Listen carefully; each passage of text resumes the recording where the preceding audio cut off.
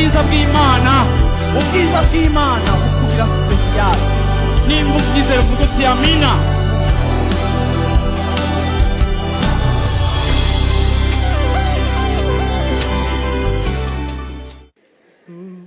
Ni Yesu. Haleluya. Indirimbo ijanye na teme yanje uno munsi Imana yashize ku mutima nshaka ko tuganira kiravuga ngo haleluya. Imisozi imiyaga, haleluya. Imiyaga n'amazi, haleluya. Biragira ute? Biramwumvira. Bwana sifiwe sana. Imiyaga y'ubuzima bwacu, imiyaga iramwumvira, haleluya. Yesu ashimwe cyane. Zivyo irikirakora twarahagaze cyane ku cipfuzo c'Imana cyo kutubohora no kubohora ubuzima bwacu tukaba abantu bidegemvya, kandi twaravuze ngo ntitugomba kuba abantu biyakiriye mu bibaboshe canke mu bitagenda neza, ariko tugomba kuba abantu banka situation zimwe tukipfuza kubona victoire y'Imana, kuko ni kimwe mu byo twahawe, mu byo dufise, kandi mu byo twemererwa n'Imana tudakwiye gutakaza, tudakwiye kubura, kandi tudakwiye no kurekera umwansi ngo exerce domination yiwe ku buzima bwacu, ariko kandi tugomba ku experimenta ugukira no kubohoka no gutabagwa kuvuye ku Mana, kuko ico Yesu yaragitangiye ikiguzi. Bwana sifiwe sana.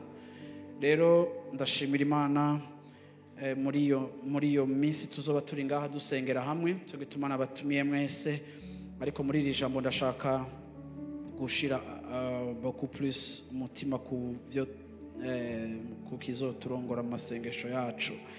Mark canke Mariko 4:35 kugeza kuri 41. Mariko 4:35 kugeza kuri 41.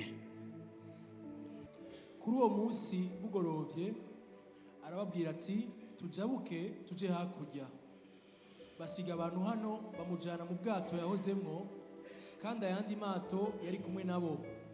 Nuko haza inkubi ikomeye y'umuyaga, imipfunda yisuka mu bwato bwariko buruzura. Ariko we yari aryamye mu mutwe w'inyuma, yiseguye umusego, yisinziriye. Baramukangura baramubaza bati, mwigisha, ntubabaye ko turiko turapfa? Arikangura, azibiza ingunza, abarira ikiyaga ati, hora utekereze. Umuyaga uraca, habaga wekere gose. Arababaza ati, ni iki kibateye ubwoba? Ntimurizera? Baratinya, bagira ubwoba bwinshi, barabazanya bati, mbega uyu n'umuntu ki, umuyaga n'ikiyaga ko bimwumvira? Haleluya. Yesu ashimwe cyane. Yesu ashimwe cyane. Bwira umwicaye uti hora utekereze. Haleluya. Yesu ashimwe cyane. Haleluya.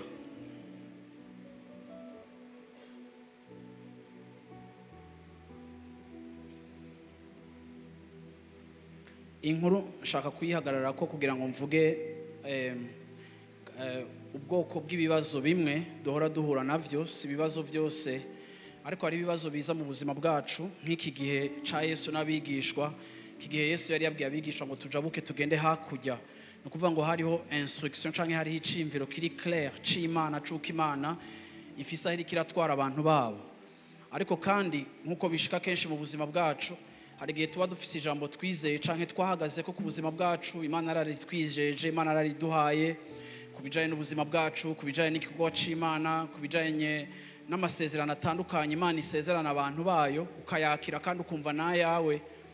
Ariko wagira gutya bwaca mu gatondo ukabona ivyo uri kurahangana navyo biratandukanye n'ico witeze kandi ico warurindiriye ku Mana yawe. Ariko iyo contradiction yamara kuza, ukagira ahantu wumva yuko iki kibazo winjiyemo canke iyi ntambara ihagurutse mu buzima bwanje, si ntambara ngomba gufata nk'isanzwe, ariko ndumva yuko ari igikoresho c'umwansi kije kugira obstacle ku bintu Imana ikirashaka gushitsa ku buzima bwanje, kuko murabizi igihe cyose Satani ariyopoza kuri destin no kuri kazoza kacu ako dufise Imana yadusezeranya kari muri Kristo Yesu. Ariko kandi muri inkuru ikintu tubona, twatanguye twumva iri jambo riravuga ngo harahaguruka, ngo hahagurutse igihuhusi, sivyo? Harahaguruka igihuhusi kiraza kibateza ikibazo ariko baragenda mu ijoro. ariko ku murongo wa 39 haravuga ngo Yesu nawe arahaguruka aracecekesha umuyaga abwira ikiyaga ati tekereza canke tekana. Ako kanya nyene ibica bigenda gute? Ako kanya ngo haca habaho agacerere kadasanzwe. Ni giki dukora mu buzima bwacu iyo turi mu minsi mibi?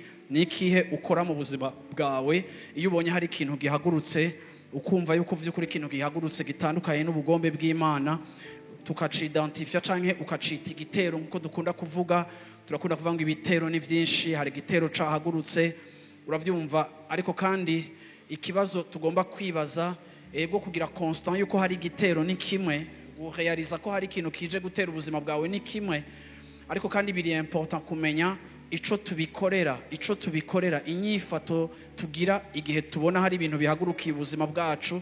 Hari igihe uterereza amasengesho, hari igihe ubwira abantu ati ni mu nsengere, hari ikintu cadutse mu buzima bwanje. Ariko kandi ndashaka kuvuga kuri kimwe mu bintu bigomba kuranga ubuzima bwacu. Yesu ashimwe cyane. Bibiliya iravuga ngo igihe ico gihuhusi kimaze kuza agira gute? Yesu aravyuka avugisha umuyaga. Uravyumva? Ndashaka mubone amajambo akoreshwa, bakoresha ijambo ngo arahaguruka, yarahagurutse. Ni terme canke ni ijambo ry'ikigiriki ryitwa ginomai. Bwira umwicaye nti ginomai. Ginomai ni ijambo rivuga guhaguruka, ni ijambo rivuga guhaguruka. Ni ikintu kiguhagurukiye, ni ikintu soudainement umenga kiradutse, ni ikintu utari wabonye ko kiriko kiraza, ni ikintu utumva iyo kivuye canke ico kije kivako, ariko ubona kije gifise inkomezi zidasanzwe, kandi ukabona kumenga kiri determine, kandi wakiraba ukavuga uti iki ni kibazo simusiga, canke n'umuyaga simusiga, canke n'igihuhusi simusiga. Ni ikintu ndakiravye ntikiza kunsiga uko narindi.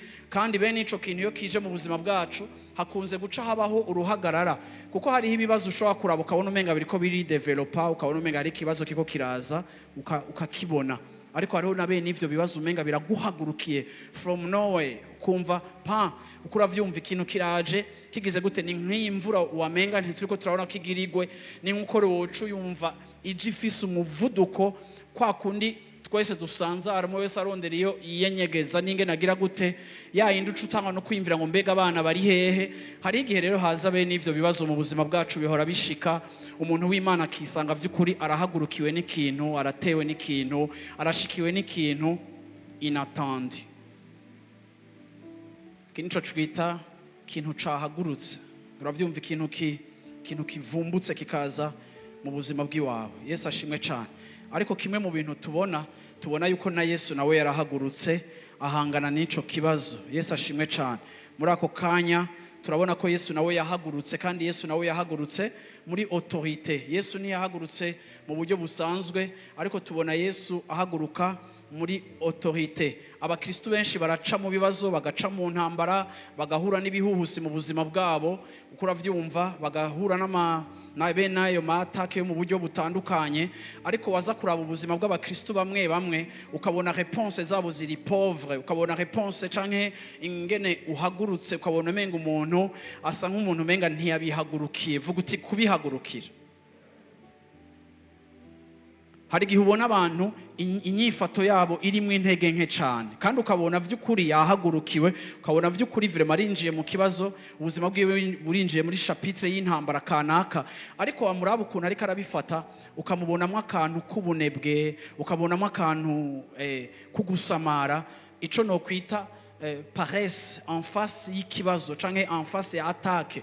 Atari no kuvuga ngo umuntu ngo afise ukwizera kwinshi araskengere canke arasuzuguye ikibazo, ariko ukamubonamwo paresse, ukamubonamwo ubunebwe nk'uko umenga ibintu bizokwikora. Yesu ashimwe cyane. Ariko kandi ndashaka kuvuga uno munsi kuravyumva, harageze yuko mu buzima bwawe kandi ugomba kumenya mu bihe vyawe by'ubuzima, igihe nawe uhaguruka iyo Satana guhagurukiye mu nkomezi, nawe ugahaguruka mu nkomezi. Yesu ashimwe cyane. Ugahaguruka mu nkomezi, ugahaguruka muri autorité Imana itanga, ugahaguruka mu bushobozi Imana itanga, ukavuga ati iki kintu kirampagurukiye, ariko nanje ngira nambare tenue de combat, nanje ngira nambare ceinture, ngira nambare ikirote, nanje nambare tenue ya sport, nanje ngira nambare tenue de combat. Ukura vyumva, ariko nanje iki kintu kucyo kimpagurukiye ndahagurukiye nanje ngiye guhaguruka. Yesu ashimwe cyane. Ukabwira abantu ati ni mu nsengere ariko nawe ukihagurukira. Bwana sifiwe sana. Haleluya. Amina. Haleluya. Ndagomba kuvuga ngo nukuri ndamaze kubibona mu buzima bwacu. Ibitero birabaho. Ibitero birabaho, intambara zirabaho, ibihuhusi bikomeye biraza mu buzima bwacu rimwe na rimwe. Ukabona iki kintu Satani arahagurutse. Kandi wakibona ukagisanta, ukagisoma, ukavuga uti iki kintu kije guhangana n'ico Imana iri kiravuga. Ugasanga Imana irahagurukije ubuzima bwawe ukabona naco kirahagurutse, kigahaguruka mu nkomezi nyinshi. Ukavuga uti iki kintu kiratandukanye n'ivyo Imana yambwiye. Kuko tukiri hakujya yavuze ngo tugende tugere gute, tujabuke tugende hakujya. Hariho instructions z'Imana ziri clair, tugomba gutraversa, tugomba gutangura iki gikorwa, tugomba gutangura kino kintu, tugomba kugira gike kintu. Mwagira gucya mu muryango ugasanga mwari muhagurutse, Imana irabahaye accord, muratanguye igikorwa, muratanguye projet yanyu, mwamara kuyitangura ukumva hari ibintu binyiganyize bize umenga bize kufeza obstacle kuri ico kintu. Mwakavuga ati Imana ntiyatubwiye. Yes, Imana yarababwiye ariko rimwe na rimwe birasaba kugira gute, birasaba guhaguruka. Yesu ashimwe cha. Birasaba guhaguruka ukavuga uti Satani hari ico Imana yavuganye nanje kandi nico ngomba kugira gute, ngomba kugihagarara ko, ngomba kukigira gute. Bwana sifiwe sana.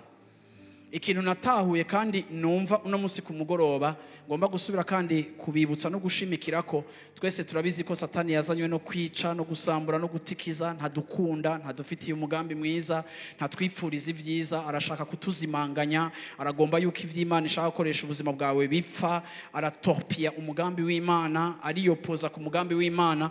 Ndagomba kubabwira yuko iki gihe Yesu yarajabutse n'abigishwa biwe, yaragiye mu kindi gisagara, kandi ushishikaye gusoma izi nkuru uraza kubona ko Yesu yashitse hakujya atangura gukoreshwa n'Imana. Ariko kandi kuko Satani yabona akavuga ati aba bantu barampagurukiye nk'igitero, nawe nacara hagurutse ikibazo ciwe, aravyura umuyaga, siko arahagurutsa agira gute kugira ngo ahangane n'umugambi w'Imana. Ndagomba kubabwira ngo kenshi muzobona yuko muri agenda y'Imana canke muri calendrier y'Imana no mu bihe novuga ibihe biri prophétique, Satani yamafise ukuntu hagurutse intambara. Igihe abana nka ba Mose bariko baravuka kandi harimo abana bagomba kuzotabara Israeli, ariko kuko Satani yasanta mu bintu biriko biraba akabona muri naissance akagira gute. Muribuka yuko mu gihe ca Mose hadutse amategeko yo kwica abana b'abahungu. Muribuka n'igihe Yesu yavuka yuko Herode yadutse aratangura kwica abana b'abahungu, abonye yuko ba bantu batamuhaye inkuru ikwiye kubijanye na Yesu. No kuvanga igihe cyose Satani iya presenta ikintu gihagurutse, nawe hari igihe anticipa agategerera umugambi w'Imana hakujya kugira ngo ashobore kubloka ubuzima bwawe ntibwavance. Nk'ishengero ry'Imana rero tugomba kuba dufise amaso y'impwemu ashobora gusoma ibihe. Hari ibintu bishika mu muryango wawe, hari ibintu bishika mu kazi kawe, hari ibintu bishika mu bikorwa byawe, ukagomba gutetekta, ukagomba gutahura uti hari ikintu ngaha anya kiko kiraba.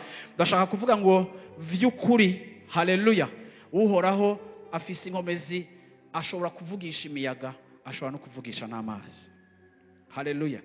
Bibiliya iravuga ngo Yesu arahaguruka aracecekesha umuyaga. Yesu ashimwe cyane.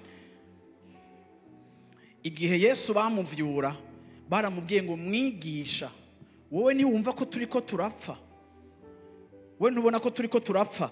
Ugiye ugasoma kuri verse mu Kirundi numvise batabivuga ko kuri verse 48 ukura vyumva kuri verse 40 kuri verse 38 haravuga ngo we yarajyamye asinziriye kugakusa. Niko bavuga. Baramuvyura, baramubwira ati mwigisha, wowe ntuhagaritse umutima yuko turiko turapfa. Ngo avyutse aracecekesha umuyaga, arabwira ikiyaga ati hora. Ako kanya umuyaga urahora, kandi haba agacerere kadasanzwe. Yesu ashimwe cyane. Yesu ashimwe cyane. Haleluya. Baramubwiye ngo mwigisha, pourquoi ne t'inquiètes-tu pas? Pourquoi maître, ne t'inquiètes-tu pas de ce que nous périssons? Migisha, wowe nturi mu ruhagarara ko turiko turapfa.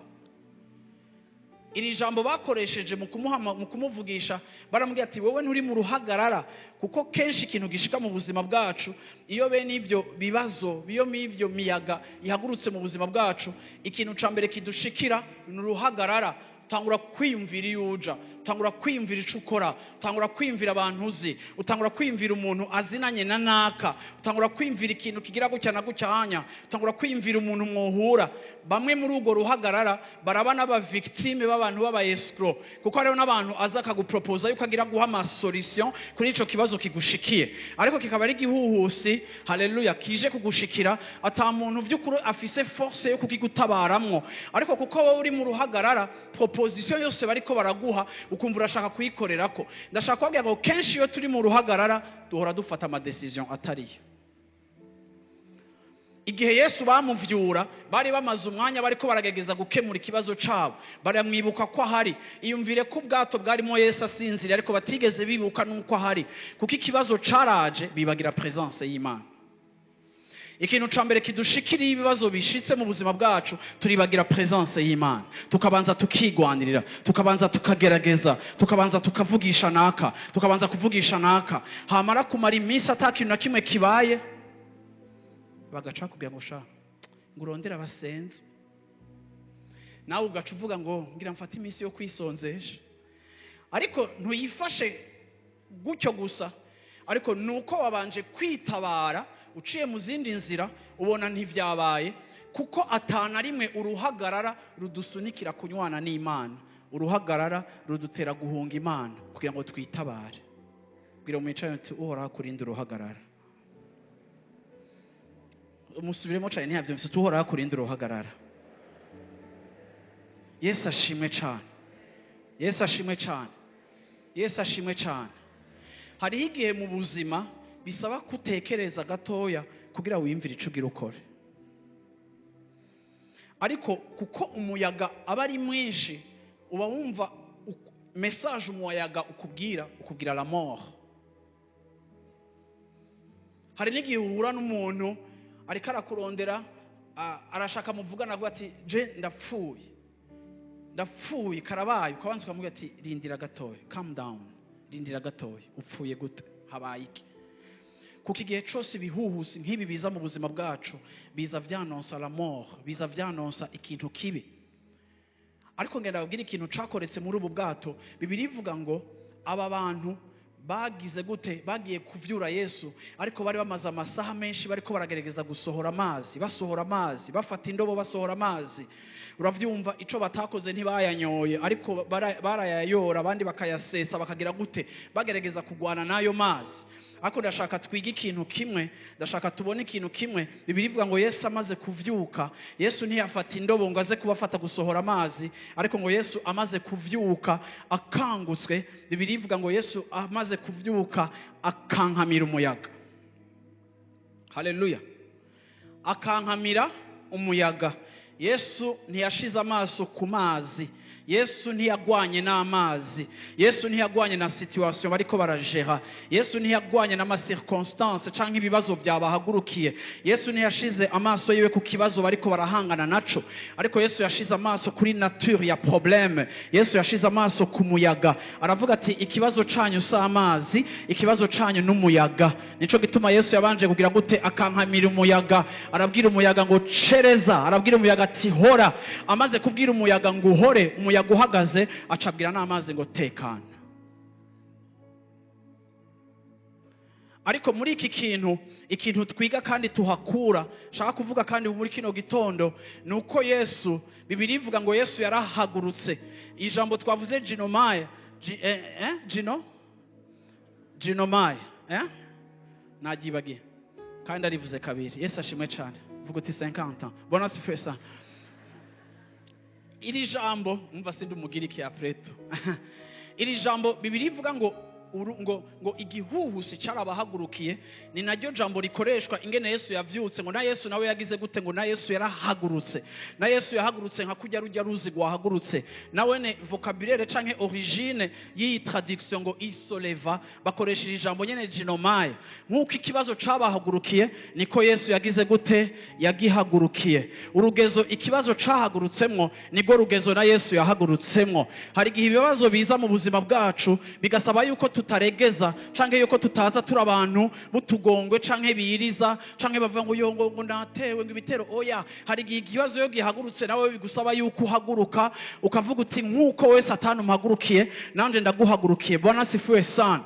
Yesu yahagurutse muri meme intensité n'ingene ikigeragezo cagize gute, cahagurutse. Muri indwi tugiye gusengamwo, kuko navuze ngo iyi somene tuzosenga, ariko numva ashaka gushiraho urutonde rw'ingene tuzosenga muri iyi somene. Ndashaka nitwazosenga muri iyi somene dutandukanye n'ingene twasenze. Twarasengeye ibibazo, tuzosengera imitwaro, ariko ndashaka dupuse loin, tureke kubona imitwaro tuko turasengera, dutangure gusengera aho imitwaro icomekewe ikiriko kirayiprovoka. Kubera ivyo uri kurabonesha amaso biriko bihagurutswa n'ivyo utabonesha amaso. On va s'attaquer à la source, kuko na Yesu igihe yaza ntiyabanje kuvugisha ikiyaga. Hari abantu bavuze ngo yabwiye ikiyaga ngo cereza, ariko mbere kubwira ikiyaga ngo cereza yabwiye imiyaga ngo hora. Haleluya. Igituma navuze ngo je ndemera ko ibitero bibaho vrema, nukuri hari ibintu hora ubona mu buzima bw'abantu. Nibutse kandi ngaha turi muri kwirite turiko turatazira Imana yigeze gukora. Twari mu masengesho yo muri uno mwaka, twari muri ya masengesho aheza ukwezi, ni entre sinibuka ukwezi uko, ariko entre avril mai canke juin. Murazi ko fin du mois tuba dufise amasengesho. Umuntu yareka arasuiva amasengesho arambwira ati igihe twariko turasenga ngo wabwiye abantu ngo nimuhaguruke, numva nshaka gutegeka. Ngo ni gucyo wavuze. Ati hama jeca ndavuga nti ndakiriye victoire, ko pasteur avuze gucyo ndakiriye victoire. Acambwira ati je ndafise ikibazo, ati jewe mu kazi kanje nararonse promotion, ntaba ngaha kuko yari karaba kuri live. Ati nararonse promotion, ndi umwirabure umwe akorera muri entreprise basanzwe bakoreramo. Ati ndaronka promotion bigoranye, kuko yari mu gihugu gifise ikibazo ca racisme. Aravuga ati nararonse promotion bigoranye. Ati ndonse promotion bigoranye, yari umukobwa. Ati ncanja munsi y'umuntu namye numva ko mu buzima nipfuza yuko tuzokorana, kuko yari umuntu no muri entreprise yacu ni wakora ama formation hirya no hino hanze. Ni umuntu rero twemera, kandi iyo wakoreye munsi yiwe vraiment muri CV yawe canke arakwigisha akazi aragize gute. Ariko rero je ndagira ikibazo, ntangura kubona arangwanya, nkabona yuko azarangora, kandi nkabona kumenga karashaka kunshira mu mutego kugira ngo mve mu kazi, ariko nkabona ko amfitiye resistance idasanzwe. Je nanje nkibaza nti peut-être nuko ndumbwirabure ndi jenye nategeza kuba ari mu raciste, ariko reka nta kundi, reka ndabisengera. Rero igihe twari mu masengesho yari afise uwo mutwaro, kuko uwo muntu niba abantu abafise ubuhinga, kandi kuko yari no muri domaine ya informatique yaramushira mu mapiège menshi, akabona ati jewe ntibazonyirukana gusa ko no kumfunga bazomfunga. Ati rero numvise muri masengesho, kuko ahora suiva masengesho yacu ya fin du mois, aravuga ati reka twinjirane mu masengesho. Aratangura gusengana natwe. Aho rero aravuga ngo ebana jewe vraiment ndahagurutse nanje ngomba gusengera iki kintu. Aravuga ati Mana ndagusavye unkize uyu muntu, sinkishaka nuko anyigisha, ahubwo ndashaka vraiment umpindurire, ariko wampaye promotion, mpindurira akazi, mpindurira ikindi kintu. Mu nyuma arambwira ngo igihe wavuga ngo dutegeke canke ngo wavuga ngo numva mfise ishavu, numva shaka ko dutegeka, ugahagurutsa ishengero. Ati nahagurutse ndategeka, ndavuga ngo Mana ibintu byanje bigomba guhindura. Ariko anca ndagira idea yo kugusaba rendez-vous kugira umfashe gusengera ico kintu. Hama nca ndamubaza nti none ikibazo wewe wagize niki? Ati naragiye gusangira n'uyundi muntu wo muri departement, turagenda gusangira. Aca arambwira ngo wewe igituma ujya muntu akugwanya kandi ugomba kugira attention, kuko arakurusha ubuhanga, azogushira muri piège. ati haraheze imyaka 2 yarapfishije umufrere wiwe, wa mu superviseur yarapfishije umufrere wiwe. Umufrere wiwe yagize accident, ariko yari afise umufiance w'umwirabure kandi musa. Hama ico gihe bari bagiye basohotse, kandi arensista uwo mufrere we w'umuzungu arensista aramubwira ati wewe twari imodoka kuko je nanyoye. Ariko uyu mukobwa kubera bari bashwanye aravuga ati ntayo ntwara, turashaka dupfe. Umukobwa aca yicarira ipembene, ako we ntiyari yanyoye. Hama baragenda bariko barataha muri autoroute baragira accident, ujya muhungu aca arapfa, ako ujya mukobwa w'umwirabure ntiyapfa. Ati rero wewe aramugura telefone ati twaragiye muri enterrement, uyu mukobwa turamuzi bakundana n'umufrere wiwe. Ati raba, ati pasteur nca nsanga uyu mukobwa turasa, ibintu udashobora kwibaza, ofe tumenganije na ronsa ako kazi. Ati rero nibaza ko wari ico kibazo ufise azogupersecuta makagende kuko umwibutsa ico kintu. Nanje abimbwe ndavuga ico kintu kirakomeye. Acamba donega pasteur dusenge gute? Caravuga reka dusenge aronke promotion. Yesu ashimwe cyane. Yesu ashimwe cyane. Muri ute turi muri Etats-Unis, nagiye numva ujya mukobwa anyandikira message arambwira ati pasteur, wa muntu bamuhaye gutwara Amerika, bamuhaye gutwara Canada, gutwara Etats-Unis no gutwara Mexique, agiye hejuru uravyumva cyane, ariko ntitugikorana kandi na jewe size ndonse yindi promotion. Yesu ashimwe cyane. Haleluya. Kandi tugira ko kanama twaravuze ati basi kari umuntu akomeretse ntituvuge ngo Imana yonona ivyiwe, ariko niba muhe promotion. Turavuga ati okay, niba muhe promotion. Uravyumva 3 mois plus tard wa muntu bararonse promotion. Igituma mzanyi témoignage ashatse kuvuga iki, nukuri ari ingorane ziza mu buzima bwacu bikakugora gusobanura ico ziriko ziravako, kandi bikakugora gusobanura igituma ibintu biriko birapfa canke ibintu biriko bironona.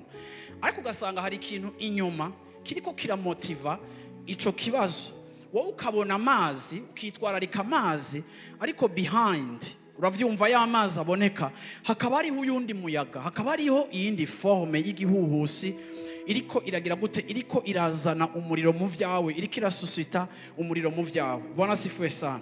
Nabonye intahera fa passé Pasteur Joel yandungikiye muri témoignage zo mu masengesho, ndayibasomere gatoya, ndayibasomere gato kugira mumve jewe ico ndiko ndavuga kuri uyu munsi. Yesu ashimwe cyane, kuko ndazi ko ibitero birabaho, ariko kandi hariho n'ibindi bibazo biza akaba atari ibitero, ariko jewe uyu munsi ndiko ndavuga ibitero. Bwira umuco nti ibitero, ndazi ko muravyeme.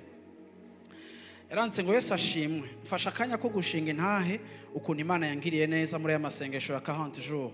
Hari kwa gatatu itariki 15 nari mvuye kwa muganga, abaganga bambwira ko d'après ibipimo bakoze babona ko nshobora kuba mfise cancer yo mu maraso, kuko bari basanze ibigize amaraso byose biri hasi cyane, ivyo bita lignée globulaire, globule rouge, blanc et plaquette byari hasi cyane, kandi ibindi bipimo byabereka ko ari yo ngwara iriko iraza mu buzima bwanje. Baca bampa rendez-vous ku mu spécialiste w'ivy'amakancer.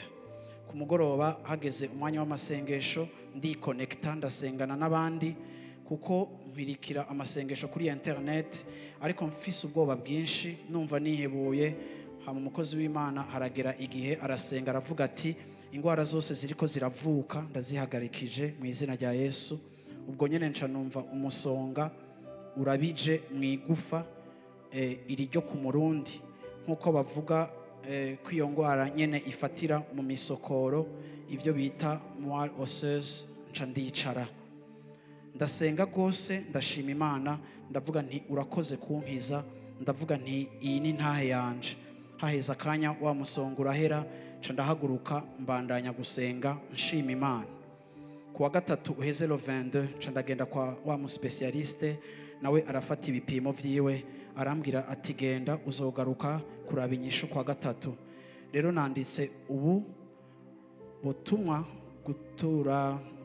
mvuye gutora inyishu, ambwiye ati genda utekane nta cancer ufise, ndetse n'amaraso byose bimeze neza. kandi nta muti n'umwe nigeze mfata. Imana ihabwa icubahiro aho iri hose. Natwe turi kure dukurikira kuri internet iratwumva ikatugirira neza. Imana ikomeze umukozi wayo yatanguje kino gikorwa ndetse n'umuryango wose wa Life Center. Amen. Iyi témoignage Joel yayindungikiye, ariko le 6 novembre turi muri 40 jours hari umuntu yampaye umutwaro w'umwana hanze muri Europe batoye cancer. Nashima uwo mwana aratangura na chimio, hama baramu umutwaro bavuga ati dusengere uyu mwana kuko birababaje kugira ngo ntazagira ama chimio ntizigire ama effet secondaire. Hama nakunda kubaza gute wa mwana, ariko narumva ntuyu mwana kweri dukomba kumusengera. Numvise intahe muri ico gitondo ndavuga nti Imana na wa mwana umukize mu izina rya Yesu Kristo. Hama umwe mu batanze umutwaro asengera ngaha arambwira ati pasteur abaganga ndibaza ko arugo rukurikirane. Ndabaza nti wa mwana ameze gute? Arambwira ati abaganga bavuze ngo barabuze cancer, kandi deje urumva yatanguye chimio ati nta cancer babona. Kuravyumva. Hama uyu mudamu yaraje muri prière ya midi, atashe mbona aranyandikiye, yari jeudi nibaza jeudi canke mercredi, je nari Kigali. Mbona aranyandikira avuga ati avuye gusenga midi, avuga ati pasteur wa mwana basuye kuvuga ko afise cancer. Ariko uyo muntu anyandikira message 14h58 avuye muri prière ya midi. Aca arambwira mu nyuma ku mugoroba arambwira ati pasteur twari tuvuye mu masengesho ya midi, ca ndibuka yuko dimanche passé wavuze ngo Yakobo yaraniganye n'Imana aravuga ngo simva ngaho utampezagiye. Ati amasengesho yaheze ca ndagaruka ndaza gusenga. Ati kuri isaha ndakubwiye ati abaganga baheje kutusaba ikigongwe yuko ata cancer uyu mwana afise, atayo babona, baheje kwiyeskuza. None munsi mu gatondo nabajije gute wa mwana, arambarira ngo ujya mwana ngo ivya cancer ni kujya nyene ntayo, ariko babona hari umuriro ugumuza udafise ico usobanura muri je mu mutima nca ndahora. Ariko ndavuga nti uyo mwana wa 8 ans agomba gukira mu izina rya Yesu Kristo, kuko source y'iyo ngwara ndumva yuko atari ingwara yo kumwica, ariko ari yo guhesha Imana yacu icubahiro. Yesu ashimwe cyane. Bwana sifiwe sana. Bantu b'Imana, ndashaka mutahura iki kintu. Jewe ndi umuntu mu buzima bwanje muri kahise kandi sinemera ko Imana ibaho. Ejo nashingiye ntaho umuntu ndamubwira nti je sinemera ko Imana ibaho, kandi numva umenga abantu kwemera ni faiblesse, kandi numva umenga ni ikintu c'abantu batazi ubwenge. Ndi umuntu akunda ubwenge, kandi ndi umuntu nyene atari très émotionnel, ariko mu gikorwa c'Imana Imana yaranyigishije kubona ibitangaza vy'Imana. Ndashaka gushima ku mugaragaro. Muranumva abantu b'abaganga, muramvuga ni burya nimba abantu ba mbere babona ibitangaza vy'Imana n'abaganga, kuko baragira diagnostic Imana igahindura ibintu au cours du chemin. Kandi je muranumva abaganga baturungikira abantu atigenda muri Life Center, Imana izo bakabaza umugwayi urasenga uragenda muri Life Center, n'abapsikologe baraturungikira abagwayi atigenda muri Life Center bazogufasha. Nkabona umuntu araje narungitswe na psychologue. Ndashaka kwagiraga abantu b'Imana, ndashaka kwagira ngo impwemu zirabaho, ibitero birabaho, intambara zirabaho, satani arabaho. Hari igihe Yesu yakiza abantu akavuga ngo genda ntusubire gukora ivyaha. Yavuga gutyo kuko yabona ko umuntu ari responsable biriko biramushikira. Ariko kandi hari n'ikindi gihe yazana abantu, uravyumva, akaza akavuga ati kora ikiyinya nunywe ko ndaguha amazi, ufise responsabilité yo kunyakira kugira ngo ushobore gukira. Ariko hariyo n'ahandi hantu yashika agakankama, akaduzijwe, agatontoma, akavuga ngo sohoka, akavuga ngo wamuyaga hagarara, akavuga ngo wamuhemu mbi sohoka. Hari igihe amajwi yacu asohoka tugakankama. Yesu ashimwe cyane. Hari igihe ijwi ryacu risohoka kuko n'Imana mu kurema Bibiliya ivuga ngo jambo yararemye. Nimba ari jambo yaremye, c'est pas le silence qui a créé, c'est la parole qui a créé. Et si c'est la parole qui a créé, il y a une voix qui est sortie, une voix audible, une voix qui indiquait, alléluia, la direction que les choses devraient prendre. Hari ijwi rigomba gusohoka, kandi iryo jwi rikavuga ingene ibintu bigomba gukoreka. Yesu yashatse kwereka abigishwa biwe yuko twege dukijijwe turafise autorité sur la nature, turafise autorité sur la maladie, turafise ubushobozi ku kintu cy'ico cyose. Yaravuze ngo umviriza muzogira gute? Muzohonyora inzoka na scorpion. Yesu ashime. kandi nta kibi ca wa mwiza kizogira canke ca wa mubi kizogira ico kigize gute, ico kibakozeko. Hari igihe tuza tukaba dufise ako gakolere kari spirituel, tukavyuka nk'uko ikibazo cacu cavyutse, tugategeka. Tegeka mwami, tegeka mwami, oh tegeka mwami, haleluya. Tegeka mwami, si umwami gusa tegeka, natwe turategeka. Yesu ashimwe cyane, haleluya. Ngo yarababwiye ngo kubera iki muhagaritse kuki mumeze gutyo, kuki muri iyo situation, kuki muri iyo etat, kuki muhagaritse umutima, haleluya. Arakankamira umuyaga, haleluya, kuko yari intambara y'impwemu. Yesu ashimwe cyane, haleluya, kuko byari bikeneye réponse iri violente. Kuva mu gihe ca Yohani Batista kugeza ubu, ubwami bw'Imana babunyakurana ubuhizi. Yesu ashimwe cyane, haleluya. Hari igihe hagera ukavuga ngo ndagomba kwikumbura igikorwa c'umwanzi. Iyo umuntu adatahura autorité ntategeka. Iyo umuntu adatahura position yashizwemo n'Imana, arashobora kwifatirwamwo n'ikibazo kandi kikamubera ikibazo c'ubuzima. Aba bantu iyo bari gushishikara biyokipa amazi, bari guteba bagatwagwa, kuko intensité y'amazi ngene aza na capacité bafise yo kuyisohora ntivyari bingana na gatoya. Amazi yari ku muvuduko udasanzwe. Ariko umviriza ikintu ijambo ry'Imana rivuga. Yesu amaze kubona ko ico kibateje ikibazo, azashira amaso ku kindi, arategeka kujya muyaga.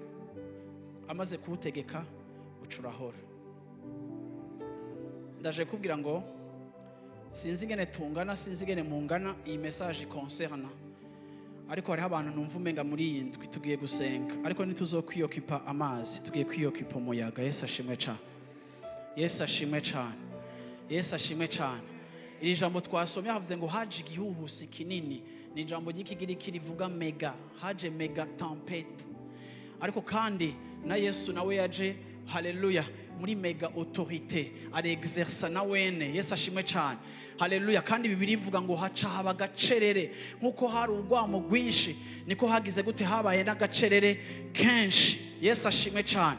Ndashaka kuvuga uno munsi muri kino gitondo, ndashaka kubwira uno munsi muri kino gitondo ngo harageze ko ufata destine yawe en main. Niwirekura umwansi azoteza amazi, azohagurutsa ingunza, azokoresha amazi, azokoresha igitero c'uburyo bwose. Ariko kandi nitwatahura yuko twebwe muri Kristo Yesu dufise autorité, tuzohaguruka ibintu bimwe bimwe tuvyiyadresseko. Hari ibintu bitera abana bacu, hari ibintu bitera amazu yacu, hari ibintu bigira gute, haleluya. Hari ibintu wumva, hari igihe bishika ukumva yuko muhemu yera ariko araprovoka muri wewe ikintu no kwita colère. Sinzi ko biragushikira, haleluya. Ukavuga uti aha anya kikintu genda chance, kandi ukumva urafise conviction. Hari n'ikindi gihe wumva umenga nta kundi ibintu biragize gute, ukumva niyo ushatse kuja mu idini ryo gusenga ukumva Imana ntikwemereye gusenga, kumva kumenga ibintu biraheze. Haleluya. Ariko kandi ndavuze ngo ntuze wemere ko Satana gucinyiza. Yesu ashimwe cyane. Bikenewe ni wisonzeshe, bikenewe nusa bikonje ku kazi ugende ufate icumba ahantu ugende gusenga, bikenewe genda urondera aho uja gusengera uve hafi y'urwamo, bikenewe gira ico bikoreye. Yesu ashimwe cyane, Bwana sifiwe sana. Aba bantu babanje kwitabara kugeza naho biyumvira ko bakwiye gutabaza Yesu. Waragerageje udusolution twawe n'uduformule twawe, ibintu ntivyakunze. Kini gihe cawe kirageze yuko umutabaza Yesu, ukavuga ngo narumvise hari abantu bisonzesha, narumvise hari abantu bakora iki, nanje uyu munsi ngiye kubikora. Bwana sifiwe sana. Ariko kandi ndahagurutse kugwana n'ibintu bimwe bimwe numva ko biriko birabloka umuhamagaro wanje, numva ko biriko birabloka urugendo rwanje, numva ko biriko biraralentisa vitesse yanje Imana yanshizeko. Bwana sifiwe sana, haleluya, haleluya. Bwana sifiwe sana. Nticari igitero gisanzwe, ariko cari gikomeye, haleluya. Ariko Yesu ahagurutse haba agacerere kadasanzwe. Yesu ashimwe cyane, haleluya. Agacerere kadasanzwe. Bwana sifiwe sana. Ndashaka gusoma Exode 14:15 na 16. Exode 14. Uhoraho abaza Mose ati, ni iki gitumye untakira? barira abisirayeli bakomeze bagende. Nawe umanike inkoni yawe uramvura ukuboko hejuru y'ikiyaga ugitandukanye, abisirayeli bace hagati mu kiyaga nko ku musozi. Haleluya. Iyi ni inkuru twese tuzi, ibyo nita vraiment umunsi mubi. Abisirayeli bari baheje kubona Imana ibasohoye, bariye Pasika, Imana ibavanye muri Egiputa, ibasohoye ibatwaye, banezerewe ko enfin babonye ko basohotse. Ariko kwa kundi navuze ngo hari igihe ibibazo biza ukamenga sinza hano kivuye, bahindukiye gutya bazabonye Farao aje yasaze, aje abakurikira. Ariko ndashaka tudegaje ibi vyimviro bike muri iyi nkuru twaheje gusoma. Bona sifuye sana. Nukuvuga ngo Mose ariko ararongora aba bantu, atanguye kubona ikibazo kiragoye kuko Imana yari kirabatwara, Imana yari kirabarongora. Imana yari yabwiye Mose ataba abantu ntubacishe muri nord kuko bobona intambara bagatinya bagasubira muri Egiputa, ariko nubacice du côté de la mer, baca bagenda kuri mer rouge. So Imana ikiravuga, Imana irampaye strategie, kandi Imana iri soucieux yuko dushika, iri kira twevita n'inzira zimwe zimwe zibi. None ibi bintu bishitse nibiki ko Farao akidukurikiye, twari tuzi ko ibintu byiwe byaheze yaturekuye tugende. Farao ajashavuye, imbere yabo hari amazi, hirya bakikujwe n'imisozi, inyuma hari umwansi. Umuntu iyo yugarijwe rero nka bene uko onya murabizi nabivuze kare, misi yose ikintu cambere kiza ca intervene bwa mbere ni panique. Ariko kandi burya hari n'igihe ubona ko ufise ivyo ukora, ariko hariho n'ama situation nk'aya ya ba Mose, uja hehe murinjira mu mazi, urinjiza Israel abantu à peu près 2 millions, est-ce que uraza kubinjiza mu mazi baje kujabuka hagati y'abantu 1 million et quelque nafi na 2 millions, uraza kubinjiza mu mazi bagende, muraza gutwara abana banyu muri ayo mazi, est-ce que biza kugenda gute? Mbarizo mishatsi bigenda gute? Muri kino gitondo ndi kumwe n'abantu bamwe mwame mwinga muri kino gitondo uvuga uti none jewe bintu bigiza kugenda gute? Sinzo kubigenza, siko duhora tuvuga sinzi no kubikora, ico nzi nuko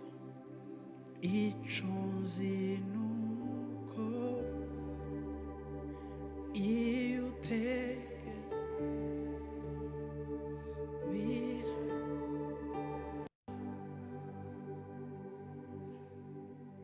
Aha, ayego.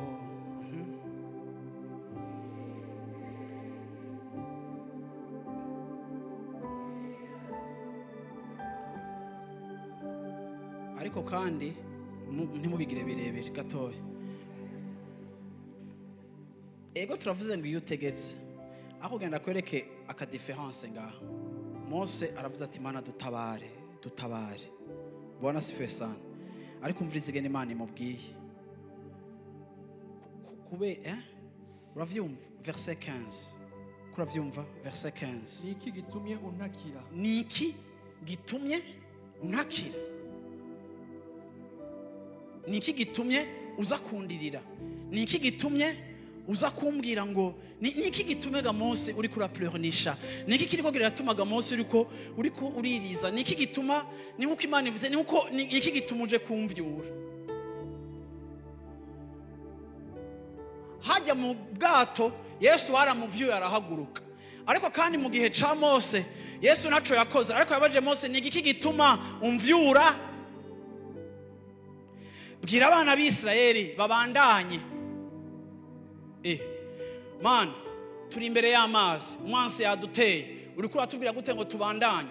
Aha anya n'ahantu tubona Imana itwigisha ama principe ya foi agomba kujana n'ubuzima bwacu bwo gusenga, kuko gusenga su gusegerereza faveur, kandi gusenga su kwinginga gusa ariko kandi gusenga ni n'ikibanza ca autorité, aho uwusenga agomba kumenya ubushobozi afise, aho uwusenga atari igihe cyose yirukira guhamagara Imana, ariko aho Imana yamaze kudisponibiliza grâce yayo ku buzima bwawe kugira ngo igihe cyose we ntuyihamagare, ariko rimwe na rimwe bishike wowe ufate autorité. Imana iramubwirira ijambo kuri verset 16, iramubwira ati umviriza duzi inkoni yawe. hari ikintu nabahaye, hari ikintu nabashizemo, hari autorité nabahaye. Iyi nkoni Imana yari yahaye Mose yari symbole ya autorité. Sinabaha amasembole ya autorité, sinabahaye amasembole kugira ngo agire decoration y'inzu zanyu, sinabahaye ibimenyetso kugira ngo bicike ivyo kudekora amazu yanyu. Ntituri abantu bafise Bibiliya kugira ngo tuyimanike, tuyisase canke twandike amaverse ku bihome gusa. No, sinabahaye amasembole kugira ngo mugume mugaruka kuri jewe, ariko ico naguhaye nyene nawe urashobora kucexersa, urashobora kugikoresha.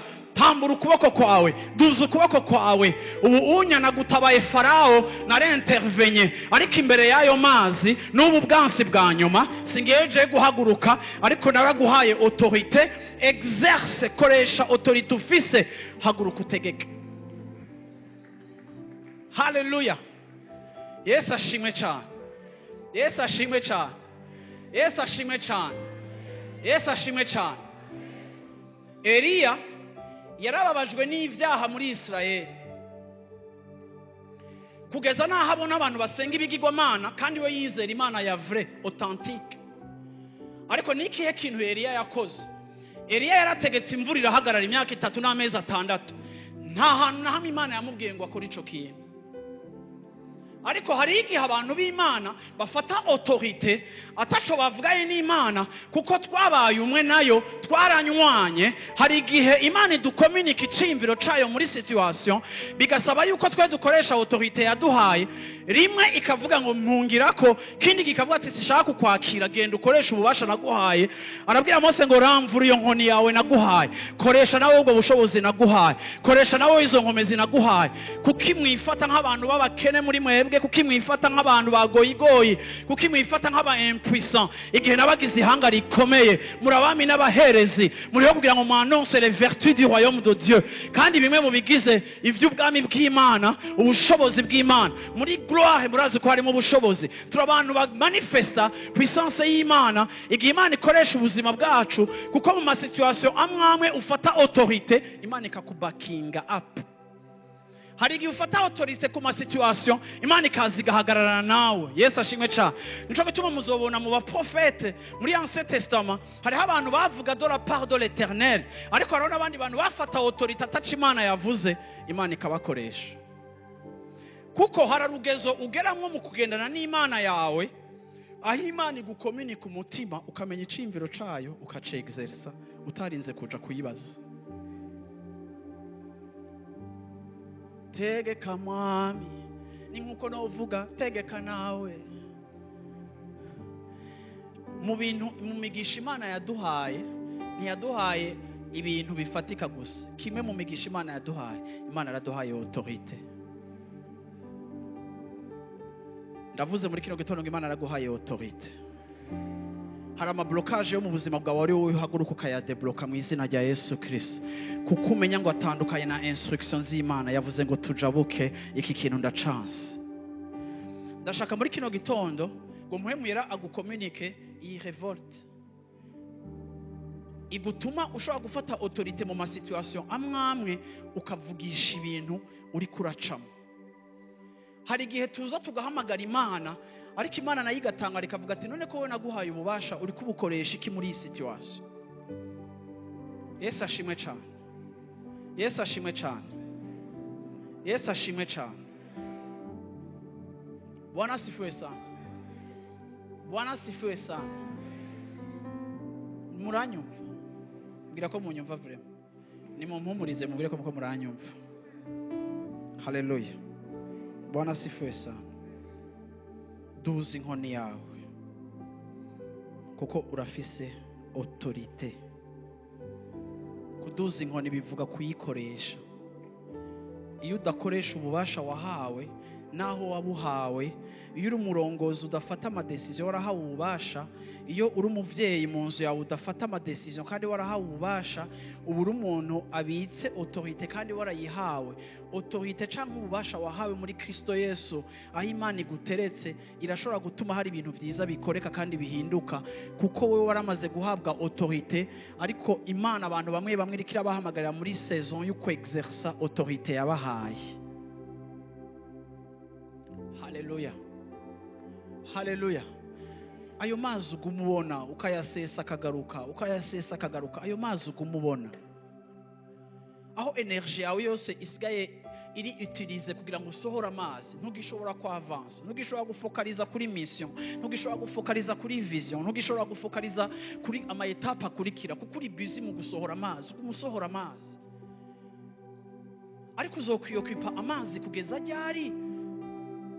Ko Imana iri kirashaka ko wiyadresa kukiriko kirayaprovoka, kuko aussi longtemps la source ya problème kihari utari kurayataka ko mu mahasine yayo, ijya problème izokwamiza. Hama satani atwara imyaka yawe n'iminsi yawe akuranda busy wiyokipa ikintu atari cyo warukwiye kwiyokipa, mu gishingo cyo kwiyokipa ayo mazi nako kabazo karaho, yaba muri famille. Yesu ashimwe cyane. Reka nabagirega abantu b'Imana, hari abantu bamwe muri mwebwe hari ibintu biriko biraba mu miryango yanyu bikwiye guhagarara mu izina rya Yesu Kristo.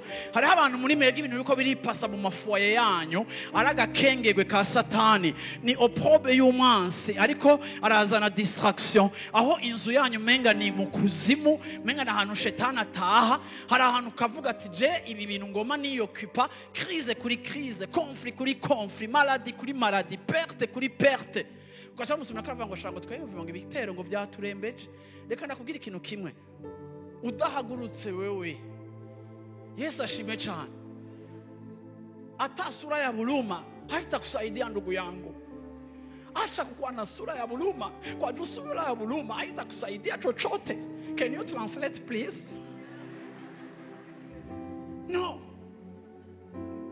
Usigaye usa n'amazi, usigaye usa n'ikibazo cawe, ariko Imana iravuga ngo kubera kuza kundirira, haguruka ufate autorité kuri iyi situation, kuko nashize inkoni mu kuboko kwawe, nashize ubushobozi mu kanwa kawe. Yesu ashimwe cyane. Haleluya. Yesu n'umutwe w'ishengero, natwe turi umubiri, kandi Yesu si kimonstre. Bamwe muri mwege muri amaboko, abandi muri mwege muri amaguru. Ni mwege Imana ikirakoresha ku exercise influence yayo mu bihe bibi. Umwansi ari karadomine karagira gute? None igihe twege turi bihimba nawe akaba ari umutwe, akaba yaratanze direction ko tujabuka, akaba yavuze ngo ni mugende ni musohoke, Farao agahaguruka. None dukora iki? Ni mu murabe Farao, ni he mushaka guca inzira, bwira abantu babandanye bamarshe. Hari amazi, hari kiyaga, baje mu gute? Afise ubushobozi hejuru ya la nature. Mose ni warubizi yuko iyo nkoni yawe uretse ko yakoze ibitangaza Farao akakurekura, ni waruzi yuko autorité wowe ufise nk'umukozi wanje n'amazi ashobora kukumvira. Harimo ibarabara muri ayo mazi, harimo ibarabara muri ico kigeragezo cawe, harimo inzira muri yo attaque uri kurabona. Yesu ashimwe cyane. Naho nyene Imana iri kiracisha. Yesu ashimwe cyane. Naho nyene ugiye guca. Yesu ashimwe cyane. Reka kurondera aho wirukira, ni hajya nyene uza guca, bwira umuco uti naho nyene uza guca. Yesu ashimwe cyane. Haleluya. Ugomba confronter la montagne qui est devant toi.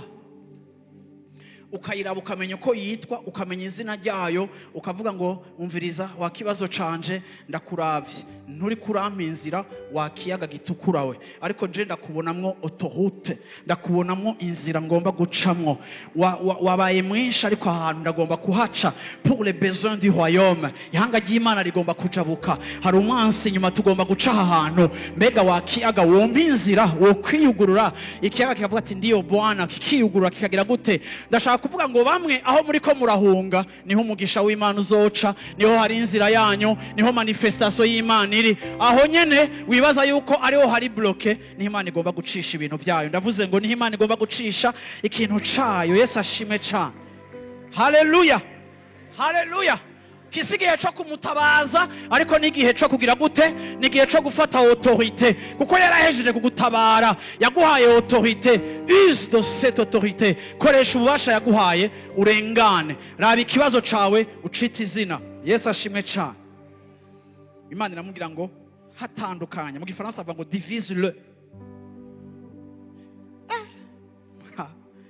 Bamwe muri mwego cyangwa cha pasteur ka kwexage. Nanje sindavyumva ibintu byabaye. Heureusement katarije Imana yabibwiye. Haleluya. Amen. Mana ntiyabwiye Mose bikiyaga je ndaza kugikuraho, yamubwiye ngo wewe kigire gute? Kitandukanye. Bwira umucanye ati wewe. Baraga abantu b'Imana igituma ishengero ryo mu myaka rigowe. Ariko rirahiriwe kuko turahari. Yesu ashimwe cyane. mwebwe mwirukira abantu, bakakubwira ngo hariho murutana wewe ngo arakaze, ngo ibi byawe byose arabibona. Ejo bakakubwira ngo hari undi avuye muri Tanzania ngo wewe ngo utaranashika ngo yakubonye, uravuga ngo hari umugore aje ngo yambaye rouge. Reka nakubwira ikintu kimwe, tukiruka kugira ngo abantu badutabare, ariko ndaje kubwira ikintu kimwe ngo na Mose Imana yaranse ko ayitumbera. Ari Imana iramubwira ati wewe wowe ni wugurira iyo nzira, wowe nyene nubikore, wowe nyene naguhezagiye, wowe nyene uri inyishu yawe, wowe uri solution kuri probleme yawe. Najewe Imana ntunkeneye, ariko wowe nucyo kibazo. Igihe mwebwe bakino gihe ve maco muri Nouveau Testament muri ko murakinda, musigaye muraguza, musigaye muja gutegera abantu. Gute dusubira inyuma gashengero ry'Imana? Gute Satana twiba kandi twarahawe autorité? Gute twirukanka twibaza ko abantu bafise solution zacu? Igihe mufise inkoni, igihe mwahawe autorité, mufise ikiruta inkoni ya Mose, mufise Kristo Yesu muri mwebwe. Hejuru ya Kristo Yesu mufise ubushobozi bwa muhemu yera muri mwebwe, kandi uwo muhemu yera igihe Imana yari kirarema ibiyaga, iri kirarema ijuru n'isi, ujya muhemu yera niwe yexecuta ico jambo avuze. Imana yari yumvira jambo Yesu akavuga, muhemu yera akexecuta, akamaterializa, akarema imisozi agashiraho amazi. Uwo muhemu yera aba muri mwebwe, muri ngoro za muhemu yera, mufise ubwo bushobozi muri mwebwe, hama mukaba mucirukanka inyuma y'abakozi b'Imana. Hariho n'utuntu tunshisha, ngo pasta ngo mafuta, acha mafuta, hari amavuta je mfise wowe udafise, hari ico Imana yampaye wowe yakwinye, hari ibyo yavuze ko izoha twebwe uretse ko yaduhaye ingabire mwebwe itabahaye. Reka kuraguza, sina compliment, reka kuzana utwo tujambo mutazi niyo muba mwatuvanye, bamufungura aho mwarerewe ibyo babagaburiye. No, please. Amavuta mfise ku buzima bwanje ajanye n'ico Imana yampamagariye, ariko nawe wowe ufise ajanye n'ico Imana wowe yaguhamagariye. Kandi ico cawe je ntaco mfise, ico ndakurusha je naritavye umuhamagaro, ariko nawe wokwitaba umuhamagaro wose ayangana, hariho ivyo utekeye. Yesu yaravuze ngo bazobabwira ngo ari ngaha, bazobabwira ngo ari ngaha, bazobabwira ngo ari muri kijya gisagara. Oya, ngo ariko ngo igihazoza ijisho ryose rizogera gute? Rizomwibonera. Imana ntikiri Imana y'ibibanza, Imana ntikiba mu misozi, Imana ntigikorera mu bihugu. Reka ndanagushoke, Imana ntikiri na preza muri Yerusalemu kurusha uko iri preza mu mutima wawe. Naho ugenda i Yerusalemu ukagenda ukabona utwondo, ukabona aho Yesu yagize gute, biraryoshe, hararyoshe hagize gute, ariko Yerusalemu na Israeli ntituhasenga, kuko ijya Mana yari iriyo ntikigendera ku butaka, iba mu mitima y'abantu. Yitwa Emmanuel, n'igihe bagira bamwita izina ritari ryo, umumarayika muri Yesaya yarashitse ngo uwo mwana w'umuhungu azokwitwa Emmanuel, bisobanura ngo Imana iri kumwe n'abantu bayo, iri hagati yayo. Nta Imana nzoronkera ahantu kubera ubutaka canke histoire, naho wonyereka isanduku y'isezerano ntayo nokurikira, kuko ijyanye yari ya kera, ariko ikiho present isanduku y'isezerano ni muhemu yera, aba muri jewe, agerera muri jewe, akorera muri wewe. Yesu ashimwe cyane.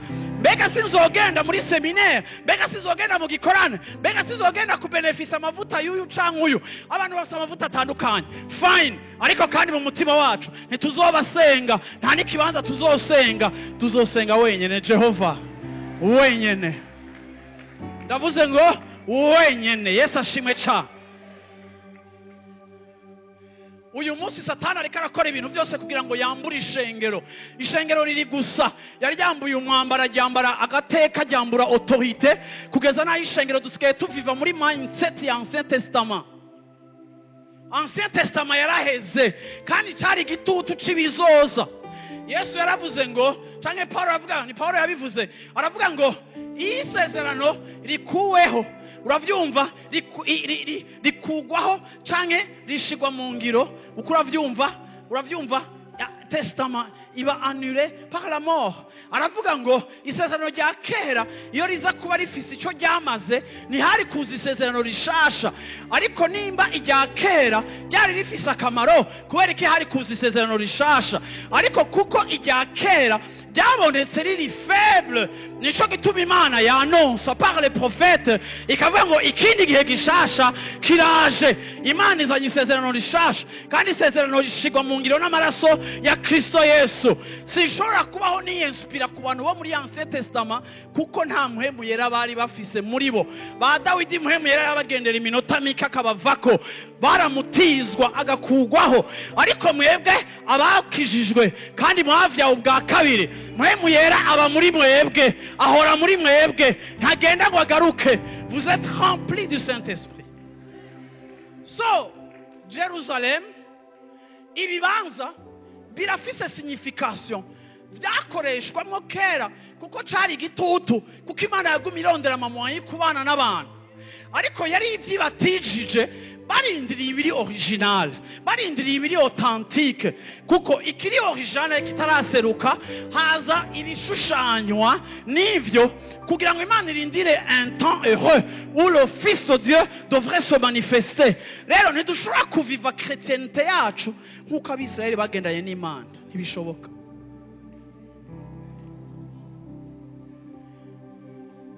Uyu munsi ikintu cisha ishengero ntidushaka kwiga. Kandi mugire attention abanyafrika, barundi kazi tugira amahoro. Mwibuke ko abanyafrika dufise ikibazo cyo kuraguza.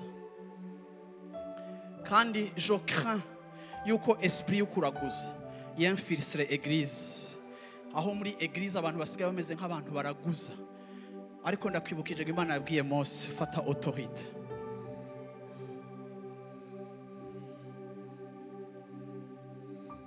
Ugurura ikiyaga, rengana. Bwana asifiwe sana. Yesu ashimwe cyane. Yesu ashimwe cyane. Navuze ngo Yesu ashimwe cyane. Hallelujah. Hallelujah.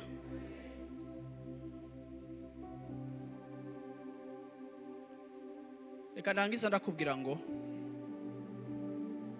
warahezagiwe imigisha yose y'ahantu ho mu ijuru muri Kristo Yesu vyaramaze gukoreka. Ariko kandi ndakwinginze ngo ufeze fasi ku bihuhusi biriko biraza mu buzima bwawe, biriko biragomba kugutesha inzira y'Imana canke ko biri yopoza ku mugambi w'Imana. Haleluya. Uhagarare muco wagizwe. Yesu ashimwe cyane. Hamutangure gutegeka. Yesu ashimwe cyane. Tangure gutegeka. Yesu ashimwe cyane. Nanje ninagufasha nzogufasha kumenya Imana yawe. Yesu ashimwe cyane. Ninanagufasha nzogushikira mu masengesho, ariko ntuzuri tono vide spirituelle hama ngo witege yuko jewe nza kugufasha canke je hari ico nza gukora, kuko hari ibintu bimwe bimwe bisaba kari wewe wihagurukira kwizamu ryawe ugategeka imipfunda iri mu buzima bwawe. Ufise legitimité yo kugwana n'ikibazo cawe kurusha ukundi muntu wari we wese wo hanze ariko aragufasha amasengesho yo gufasha. Mwanyumvise abantu b'Imana? Mwanyumvise? Mwanyumvise?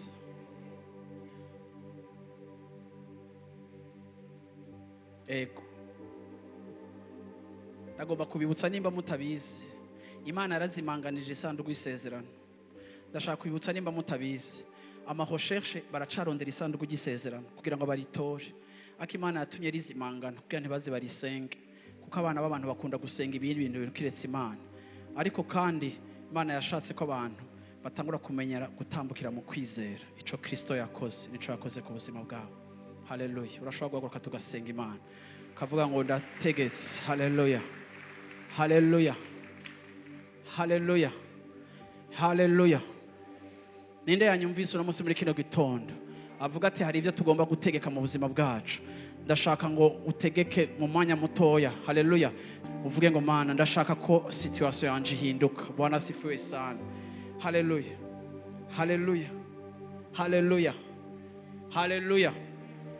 Haleluya. Mana ishimwe cyane. Mana ishimwe cyane. Mana ishimwe cyane. Birantangaza iyo turiko turasenga gutya n'ibintu umuntu yivugira ugasanga hari aho biri adresse kandi hari uwo bivuze kandi hari ico bikoze. Dufise Imana ikora kandi ikomeye kandi ishobora guhindura ibintu. Haleluya. Ariko kandi amina mu gishingo cyo kuririra Imana. Bwana asifiwe sana. Ariko kandi ufate autorité hejuru ikintu cyaco cyose kikugwanya. Ikintu cyose ubona muri via ukabona urashaka ko gihinduka. Ashobora kuba ari ikintu, ari umuntu, ari iki, ukavuga ati Mana intervena nkuko yabikoreye ujya mukobwa ujya muntu ikamuvana ku nzira yiwe. Hariho ibyo Imana ivana ku nzira yacu twe tudashobora kuvana ku nzira, ariko kandi tukavuga ngo bigende bigire gute. Yesu ashimwe cyane muri uyu munsi kandi kuri no saha ndavuze ngo uhora hatangure kubikora muri minsi igihe tuzoba tuko turasenga. Twabatumiye mu masengesho mwese kugira ngo durangirize amasengesho hamwe. Ndashaka tube mu mutima wo kumwihweza no kugira gute ibanga rya Eglise yo muri Nouveau Testament rihagaze mu kumedita kuri Kristo no mu kumenya ico dufise cose muri we. Haleluya. Ivyo dufise muri we, dufise ikiruta inkoni. Ndaramvuye mu izina rya Yesu Kristo. Mana ndahamagaye muri kino gitondo hano hantu turi, ndagushime Mana ico tubere kandi ico washishikaye kutubera. Wewe amazi arakumvira n'imiyaga ikakumvira. Wowe Mana yo mwijuru byose birakumva, byose birakumva, byose birakumva. Haleluya. Oh haleluya, haleluya, haleluya. Oh haleluya, haleluya. Unyemerere aho uri gusa wowe wivugira utangure kuvuga. Yesu ashimwe cyane. Wowe uvuge, tangura uvuge, reka ijwi ryawe risohoke. Haleluya. Tangura uvuge. Haleluya. Waremerewe kuvuga. Yaravuze ngo wewe ni wugurura ibarabara. Mwe murugurura amabarabara. Hari amabarabara mugurura. Haleluya. Hari amabarabara mugurura. Hari inzira muca. Haleluya. Hari inzira muca. Hari ibimenyetso vya autorite wahawe. Warahawe ijambo, warahawe ijambo, warahawe ijambo, kandi iryo jambo rirakora. Niwe avyexecute. Haleluya. Imana yatugize abapartenaire bayo nkuko Imana mu ijuru yavuze muhemu yera karema. Natwe mu isi Imana iraduha tukavuga muhemu yera karema, akamaterializa ama victoire, akamaterializa ibintu bimwe bimwe bigakoreka mu izina rya Yesu Kristo. Ntidushaka kuguma turi hahandi, ntidushaka kuguma tubona ivyo bintu ngo tuvyidogere. Ntitugomba kwiteza akagongwe no kuba abantu baguma barira. Ntitugomba kuguma muri la lamentation no mu kuvuga ibitagendeka, ariko akanwa kacu karagomba kuvuga. Waravuze ngo vugishwa mwana w'umuntu. Warabajije Ezekiel ngo vugishwa mwana w'umuntu. Mwana w'umuntu yovuga bigakoreka. Mwana w'umuntu yovuga bigakoreka. Uhumekewe nayo, uhagaze ku cimviro cayo, wovuga bigakoreka. Mbega hari abantu turi kumwe hano hantu, bamwe ndabumva abandi sindabumva. Amajwi yanyu ntangana nkuko mungana aha hantu. Iadresse kuri ya situation yo muhira, iadresse kuri ya situation yo muryango. Haleluya. Uvuge ngo cereza, uvuge ngo hora, uvuge ngo cereza, uvuge ngo hora. Uhaguruke nkuko navyo bihagurutse. Uhagurutse kuri hauteur y'umwansi ahagurutse ngo haleluya. Uvuge ngo hora, uvuge ngo ceceka, uvuge ngo ceceka. Ucecekesha ibikorwa vy'umwansi, ucecekesha imipfunda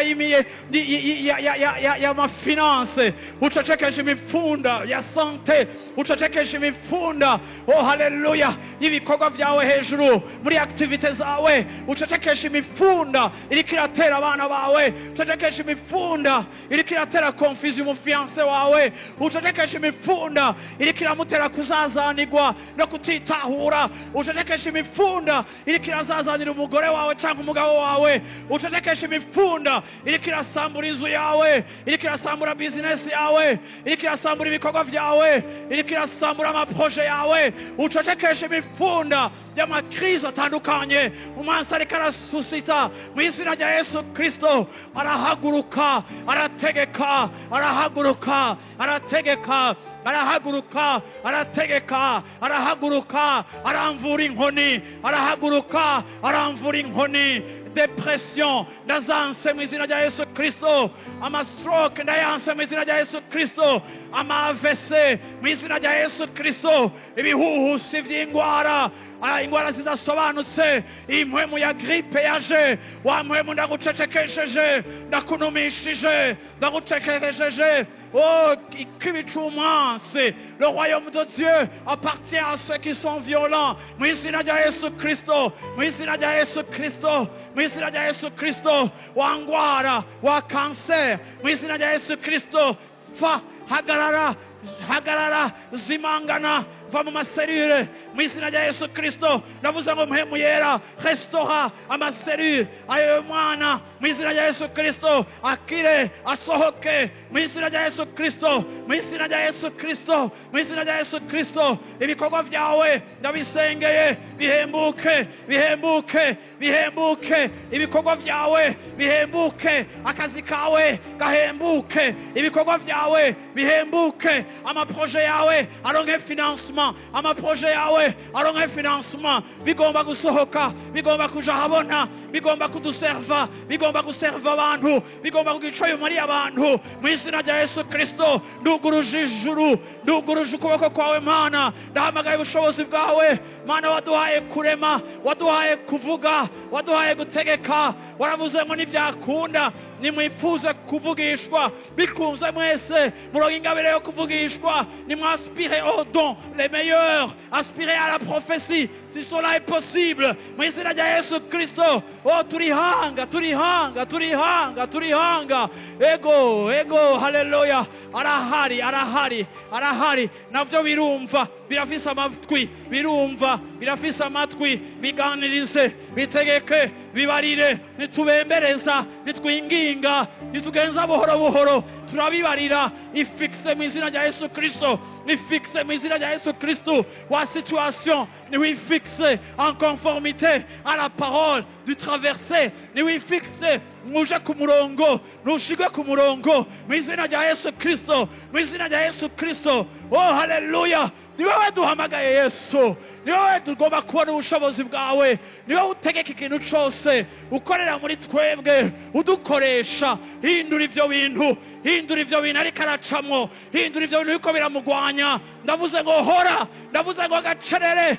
ndavuze ngo gacerere ndavuze ngo gacerere wa mupfunda wa kiyaga mwese simultanément agacerere haleluya haleluya haleluya haleluya haleluya bikore Yesu haleluya ndabona ingabo zihaguruka ndabona ingabo zuhoraho ndabona ingabo ndabona Yuda ndabona Yuda ndabona Yuda ndabona Yuda ndabona Yuda ndabona ubutware ku bitugu byiwe ndabona Yuda ndabona ubutware ku bitugu bwiwe ndabona Yuda yahagurutse ndabona Yuda yahagurutse ndabona Yuda yahagurutse haleluya oh amashami agira ivyamwa amashami asa n'imbuto amashami asa n'imbuto kamere y'Imana iri muri mwebwe akaranga k'Imana kari muri mwebwe ubwiza bwayo buri muri mwebwe ubushobozi bwayo bukorera muri mwebwe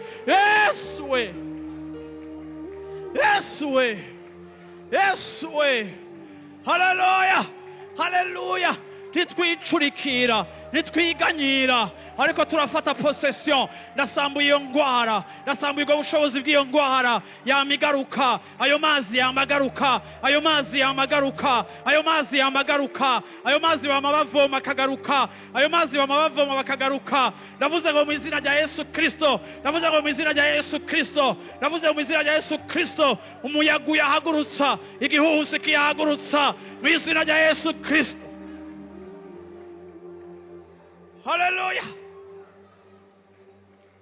reka kwibaza ngo ivyo nibiki ariko nawe hagarara ku maguru yawe ubarira Imana yawe ubibwira umwami wawe ubibwira umukunzi wawe yararindiriye kuduza ukuboko yararindiriye kufata autorité kugira ngo atangure kubikora aragomba ko mufatikanya dukorana nayo natwe dukorana nayo iyo procedure yatevye ndavuze ngo mu izina rya Yesu Kristo ibintu bibe debloqué abo babijejwe basamaye ndavuze ngo bibe debloqué mu izina rya Yesu Kristo iyo injustice kuriko reka Imana ikoresha inkomezi zayo Imana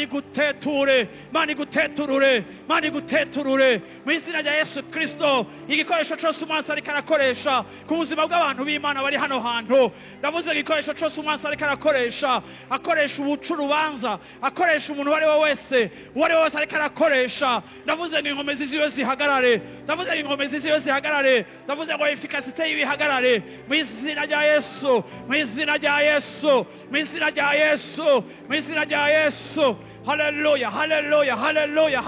haleluya Yesu we Yesu we, Yesu we, munyemerere tukivugira Yesu, munyemerere tukivugira Yesu, izina twahawe, izina dukirizwamwo, izina dutabarirwamwo, izina ritubohora, izina ritwugurura imiryango. Rihamagare, rihamagare, rihamagare, muhamagare, muhamagare. Oh haleluya. Hari urwamo rw'intsinzi, hari urwamo rw'ibikorwa by'Imana hano hantu. Ntibasaze, ntitwasaze, hari icyo agomba gukora, hari icyo akora hagati yacu. Turacecekesha mu izina rya Yesu, izina twahawe, izina dukirizwamwo, izina riri hejuru y'andi mazina yose. Oh haleluya, haleluya. Nimumfashe mubandanye, je mpore gato. Komeza, komeza, komeza. Komereza aho hantu, komereza aho hantu, komereza aho hantu. Yes Lord, yes Lord, yes Lord. Ego man, ego man, ego man. Birumva, biratwumva, biratwumva, biratwumva, biratwumva, biratwumva. Birumvikana, biri clear. Hallelujah, hallelujah, hallelujah. Amakanwa kacu karahezagira, kanwa kacu karavuma, kanwa kacu karahezagira, kanwa kacu gashobora no kuvuma, kanwa kacu karahezagira. Ariko turashobora kuvuma ibikorwa by'umunsi. Ndavumye ibikorwa by'umunsi mu ishengero rya Kristo. Ndavumye ibikorwa by'umunsi mu ishengero rya Kristo. Ndavumye ibikorwa by'umunsi mu ishengero rya Kristo. Ndavumye ibikorwa by'umunsi mu ishengero rya Kristo. Reka umuriro w'Imana ukugenderere hano hantu. Reka uhora kuvizite, reka uhora visite vyawe, reka uhora visite vyawe, reka uhora anagura ibikorwa vyawe. Hari ukunagurwa, hari ukunanugurwa, hari restauration. Imana restore ingabire yawe, Imana restore ingabire yawe. Iciye imigozi yose, iciye iminyororo yose, ikuyeho ibikugwanya byose mu izina rya Yesu we. Haleluya.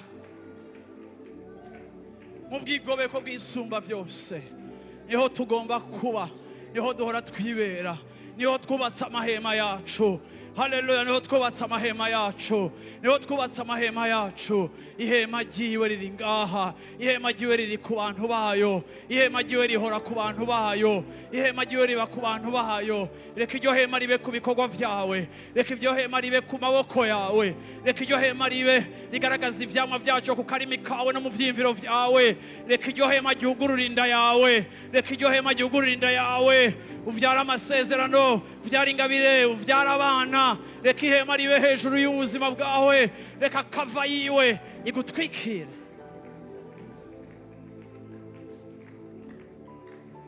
Mu gihe ca kera Imana yatuganirije ikoresheje abavugishwa, ariko muri kino gihe ivugisha umwana, ikoresha umwana.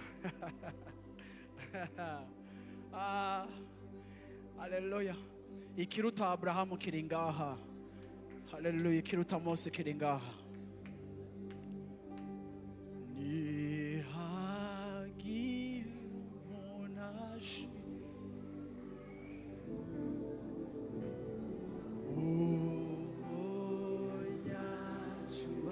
niwumva ushaka gusenga wowe wisengere, ntudukurikire mu ndirimbo wandanye usenga.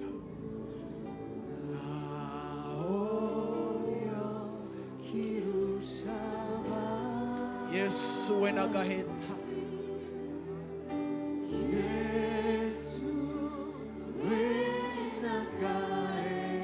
nihagira umuntu ashimwa, nihagira umuntu ashimwa.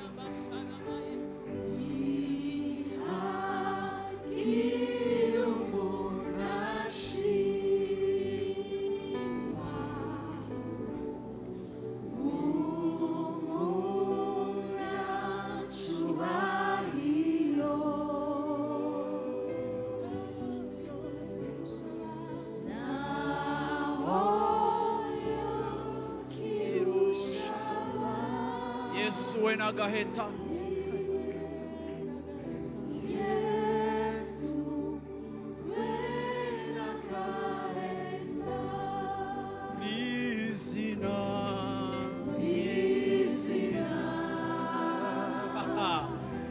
uroguhimbazwa Yesu, uroguhimbazwa Yesu, uroguhimbazwa. Mwijuru bakwizigire no mwisi bagushime.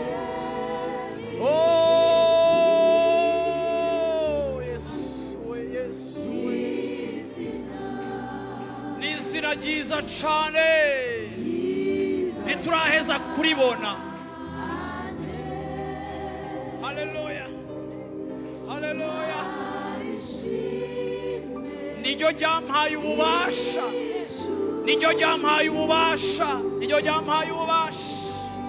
Warahawe ububasha muntu w'Imana, warahawe ububasha bwo kunesha ivy'iyi si. Nimuremere aranesheje, nta kintu na kimwe co kunesha ihumetswe n'ivy'iyi si. Ryarangobotoye mu buja,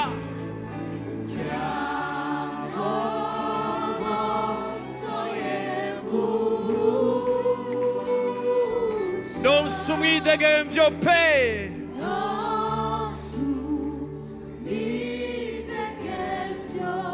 Amavi yose apfukama, amavi yose apfukame, ayabama, ayabakomeye, abahambaye, ayabadayimoni bose.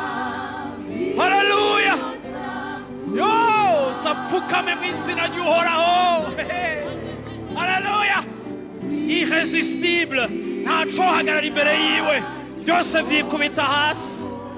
Indimi zize zature, zize zisemerere. N'ururimi rwanje muri kino gitondo rurasemereye ko Yesu ari Uhoraho. Yesu we.